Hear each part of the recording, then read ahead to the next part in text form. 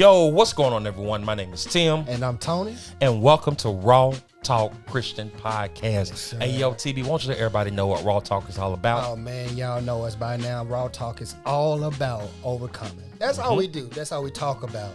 Everybody has something to overcome. So what we do, we talk about the beginning, the middle, and the end stages of overcoming. Oh, that's what we deal with, man. And it's our, I'm gonna say this because this is me, man. It is our pleasure to encourage people to overcome, man. That's what we are about. Yes, sir. Yes, sir. That's what we're about. Raw Talk Christian Podcast. We talk about overcoming. That's what's up. And as always, we always want to start off by saying thank you all for everybody that's joining us on this episode.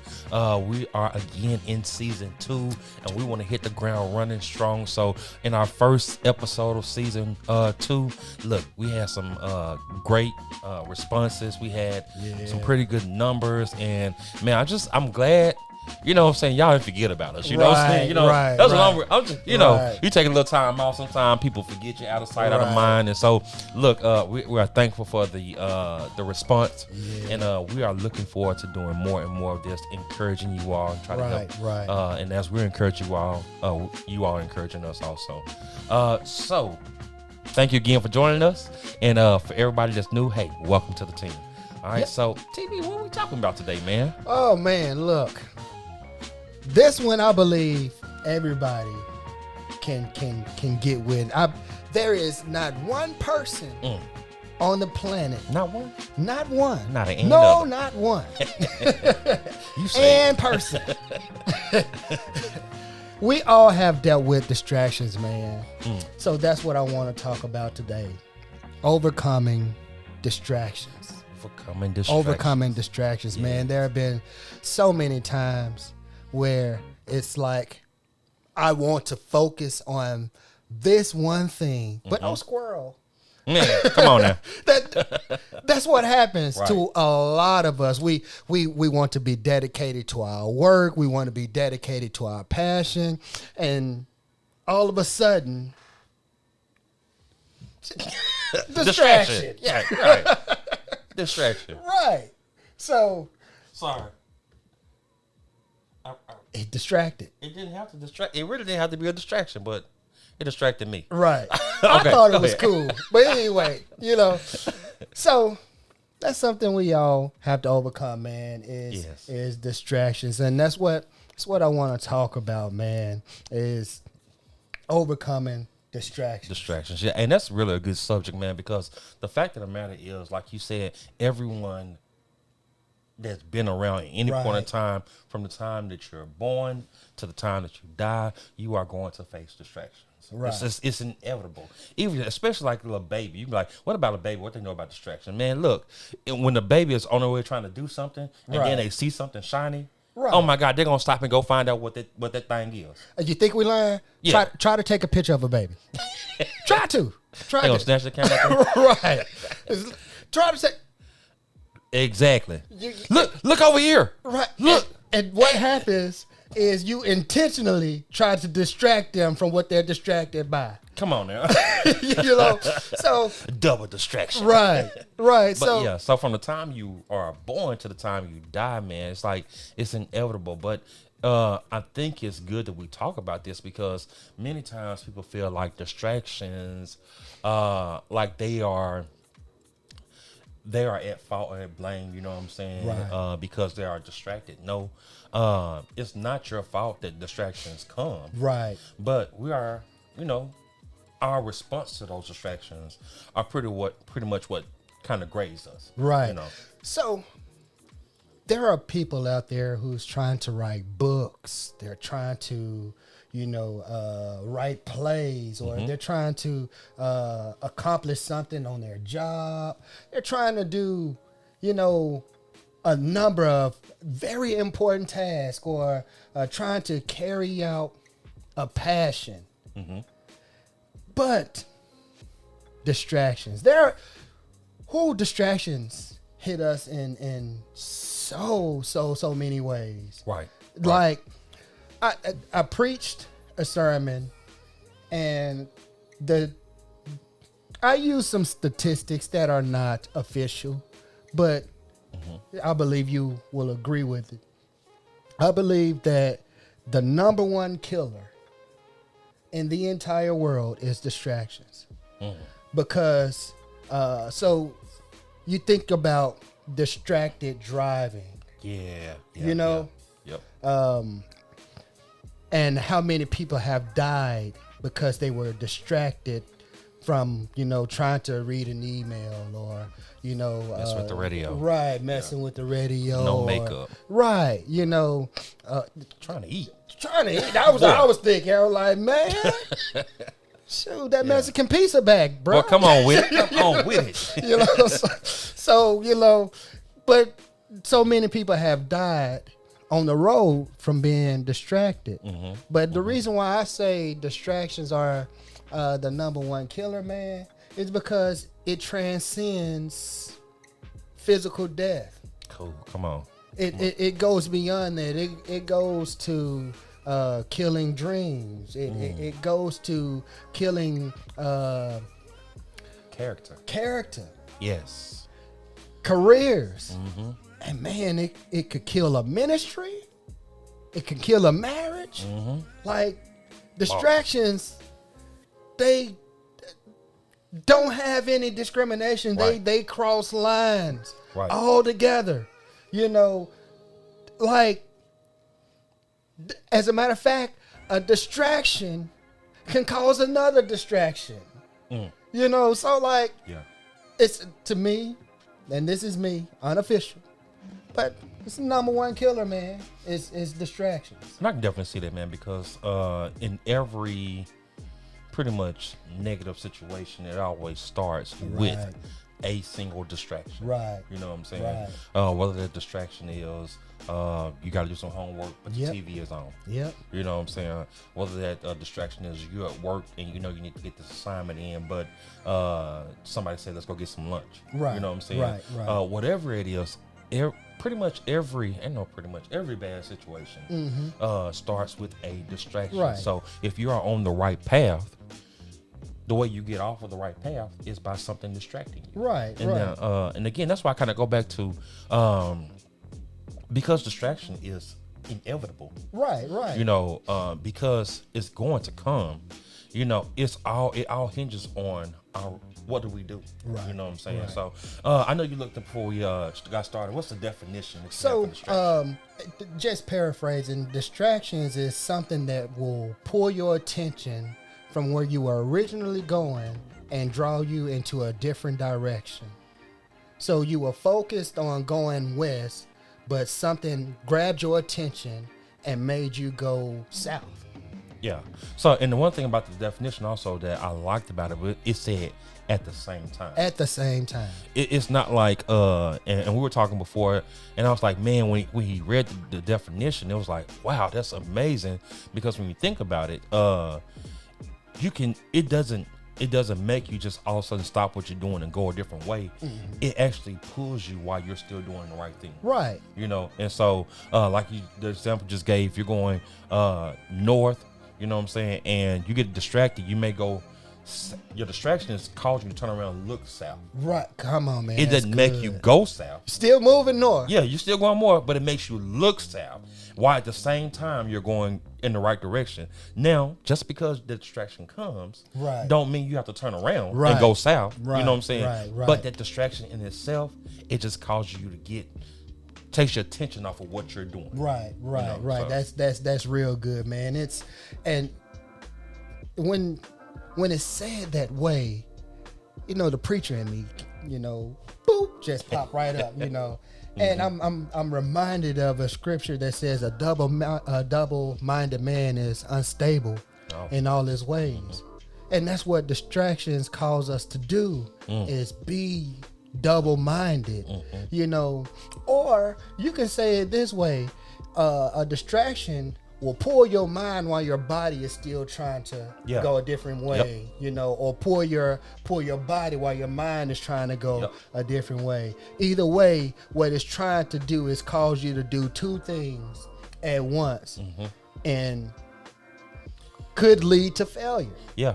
Definitely could. And the thing about it too is that it keeps you stagnant. Right. You know, because if you're trying to go one way and you're looking back the opposite way, more than likely you're gonna slow down your progression in the way you were intentionally going. Right. And then once you slow down enough, you're gonna end up being still. Right. Trying to make a decision. Am I gonna continue to go the way I should be going? Right. Or am I gonna go the way that my distraction is telling me? Right. Right. You know. Oh man, so you see what just happened? Now distraction has made you indecisive. That's like where you thought you had one issue. It's like, okay, let me get past this distraction. Now it's like, not only did you lose focus on where you were, but like, man, I kind of like where I was headed with that distraction, you know? Yeah. One thing about a distraction, though, too, man, is that a distraction is never going to be anything that doesn't entice you. Ooh-wee. You know what I'm saying? You're never going to be... Can I just be real? Be real. Can I just be real? Just be real. You're never going to be distracted by somebody you're not attracted to. Right. You know what I'm saying? If nobody is ever going to get your attention that you're not attracted to. Right. You know what I'm saying? So you can stay cool in your marriage and everything like that, never have any worries, never have any thought of being unfaithful or anything like that, if you're always around people you're never attracted to. Right. But the actual test is when you're around those people that have their certain characteristics or features that you're attracted to. You know what I'm saying? And then you have to actually put those blinders on, you know, and say, I gotta stay focused. You know what I'm saying? It's just like Peter when he was on the water. Right. You know what I'm saying? Right. He was headed towards Jesus. You know what I'm saying? But the fact of the matter is, he started seeing the winds and the waves, the lightning, the thunder, and you know, if he would look back, see the people on the boat probably panicking and going crazy. You know what I'm saying? What you doing out there? Where you going? You know what I'm saying? Right. And so the thing is that if the distraction is never gonna be something that doesn't entice you. Right. I mean, a distraction can cause you to go broke. Think about it, man. It's like, okay, I'm cool with my little 90 Caprice. Love it. I had one of those. I actually did love that car. But Joey had, or Tim had, I called him Joey. He had a Camaro. And a Mustang too. He had 2 sports coupes. Yeah, man, back in the day. And I had a grandma car. So I could have wanted what he wanted, and he was able to afford it.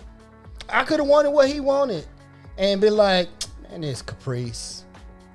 Because here's the thing, I was attracted to sports cars.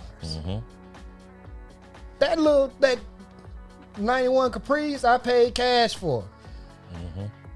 And he had a 2000 model Mustang, yeah. In 99. But guess what? with gold stripes on it. He thought I forgot. Gold stripes. Man. A CD player that came with it. Mine came with a cassette. Distracted by what he had. I'm like, man, that's nice. I wish I could. And that's where it started.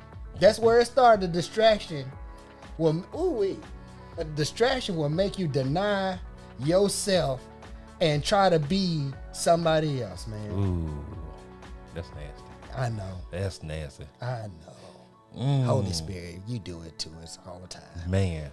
And you put in even that situation, man, and I started thinking about, man, like, hey, what a lot of times we don't realize is that the thing that we're distracted by, let's say in a situation or any situation where it makes you try to be somebody else, the thing that person has, sometimes that person might be thinking, wishing they had what you had. Right. You know what I'm saying? Because you didn't have a car note. Right.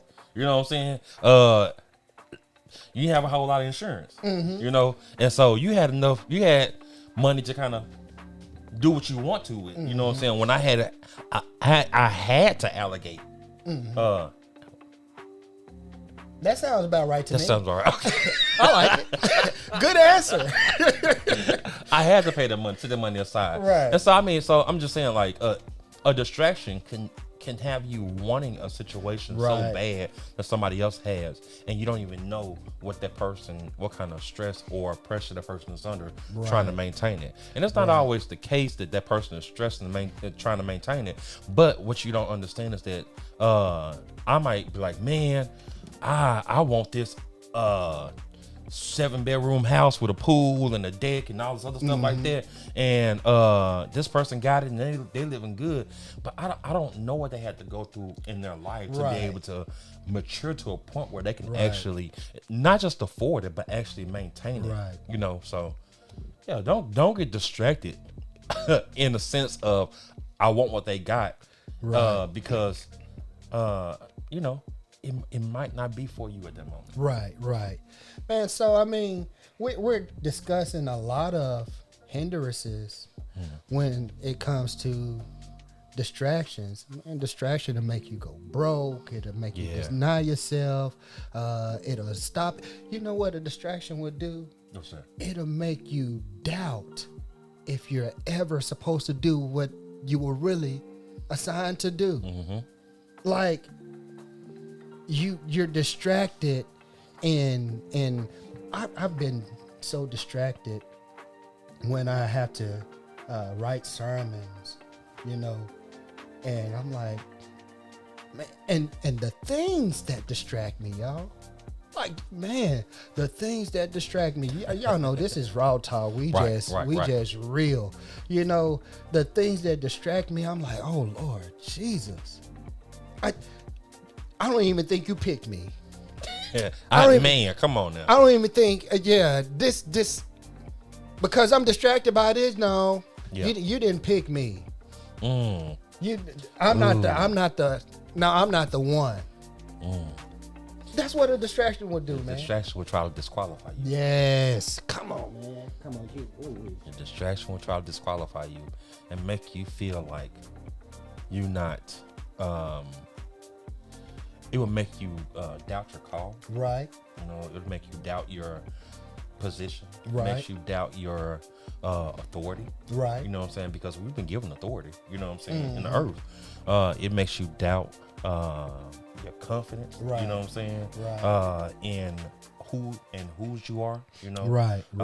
Even if it means who you are as a man or as a woman, as a father, as a mother, you know what I'm saying? Everything like that. You know what I'm saying? It will make you doubt everything. So your distractions will try to disqualify you. Oh man, that is good.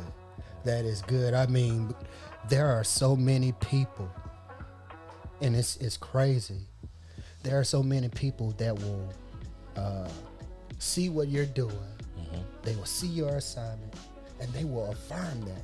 Like, they were like, yeah, bro, okay, yeah, that's what you're supposed to be doing. You're supposed to be preaching, or you're supposed to be writing a book, or man, you're supposed to be over this business or that department. You're supposed to be doing this.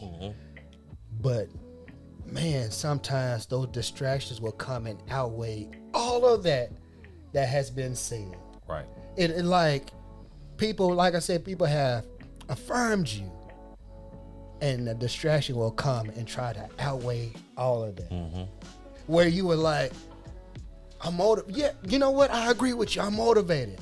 I'm ready to get in this thing. And then distraction come. Man, let me tell you what one of the biggest distractions for me is. Let's just be personal. Yes, you know what I'm saying? Let's do that. One of the biggest distractions for me is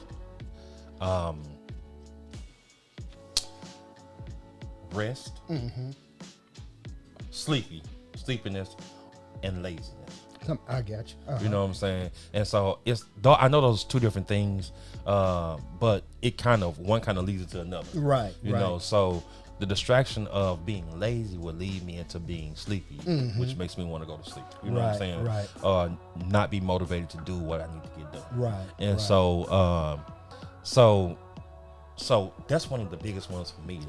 Another big one for me, man, honestly, which has just recently kind of started getting back to where it needs to be, but food. Yeah.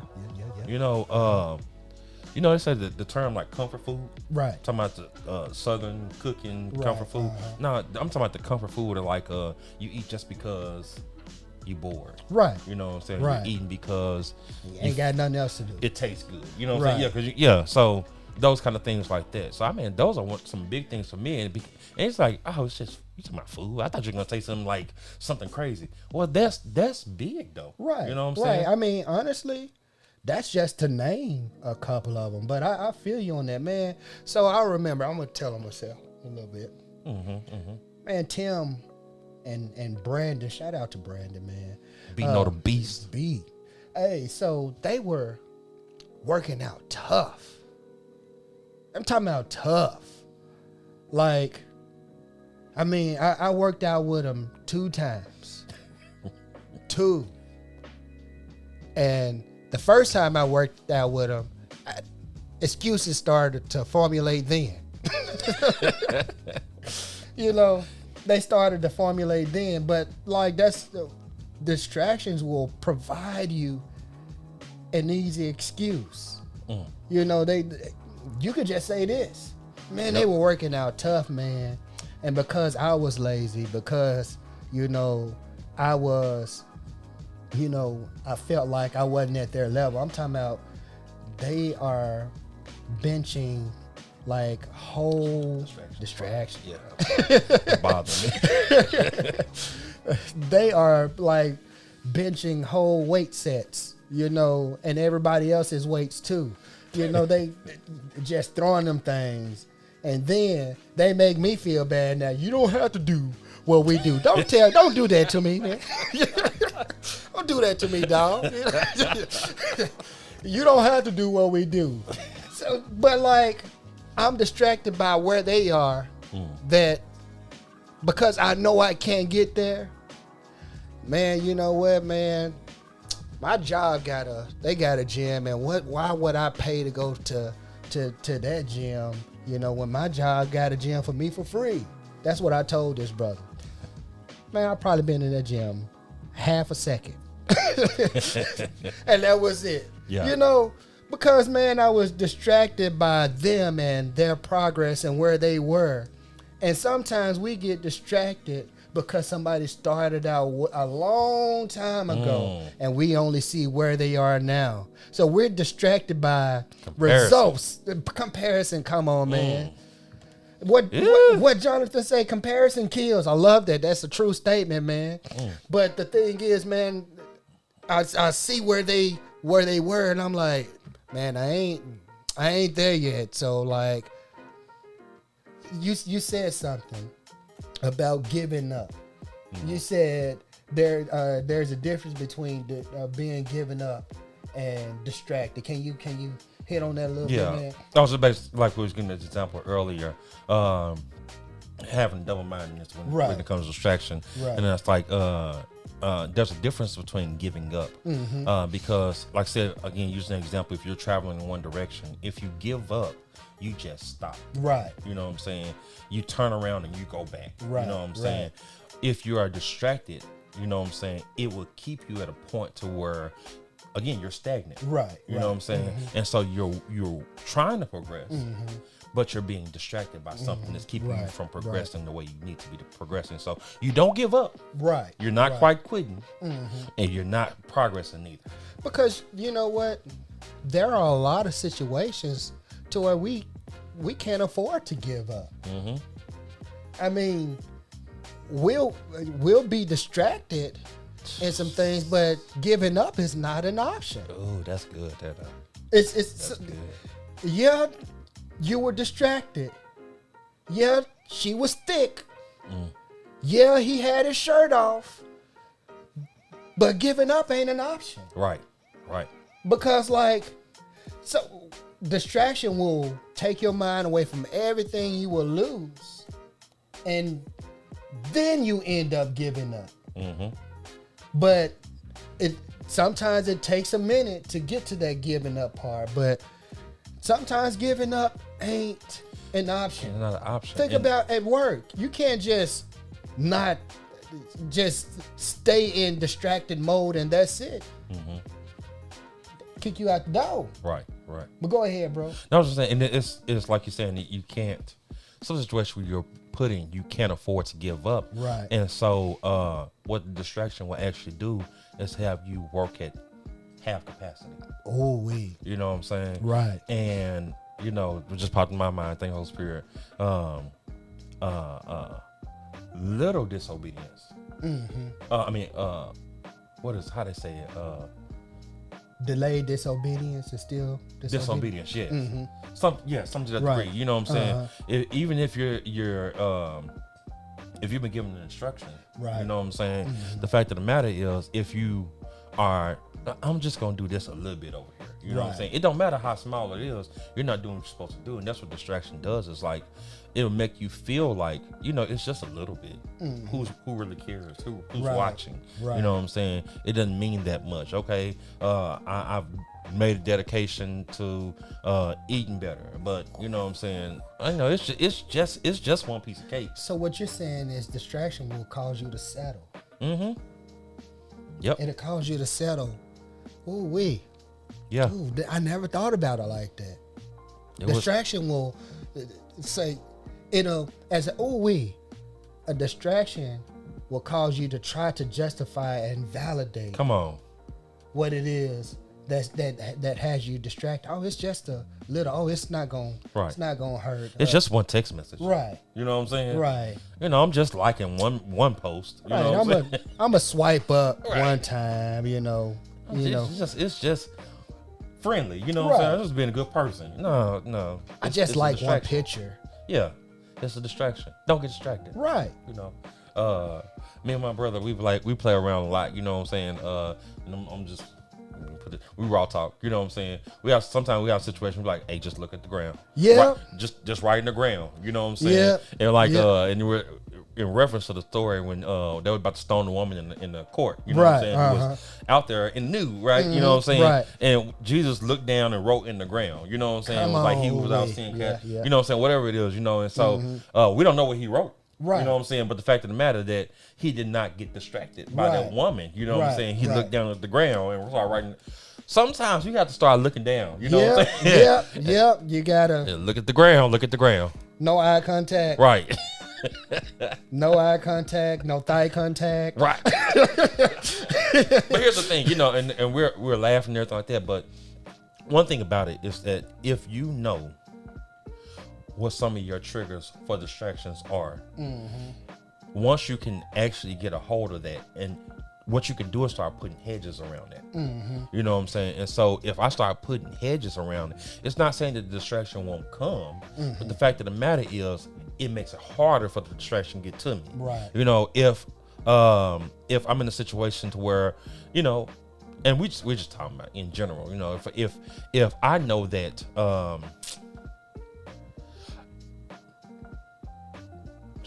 word this raw talk. I'm not gonna put myself in a situation where I'm around women all the time. Right. If I know I'm easily distracted by women. Right. You know what I'm saying? And so, and if I'm easily distracted by women and I know I have to be around women, I'm gonna try my best if I have any choice in the matter to be around some women I'm not attracted to. Right. You know what I'm saying? Right. But and so the way you avoid that, I remember we talked about way back in the day. We talked about in minister's class back in Unity, man. We talked about not putting yourself when you're talking about counseling people, right? And counseling women as a male preacher, it's like you don't go into the room by yourself with another woman. You know what I'm saying? Right. And so it's just again that's a hedge, right? You know what I'm saying? You have somebody in there with you, right? And so, like I said, when you know what your triggers are, when you know what things easily distract you, it benefits you to come acquainted with those things so that you can know how to put your hedges up. And not only that, but like another thing we could do is, remember earlier I said, you have those people who affirm you, right? Mm-hmm. Well, use those same people who affirm you, use them to hold you accountable. Yeah.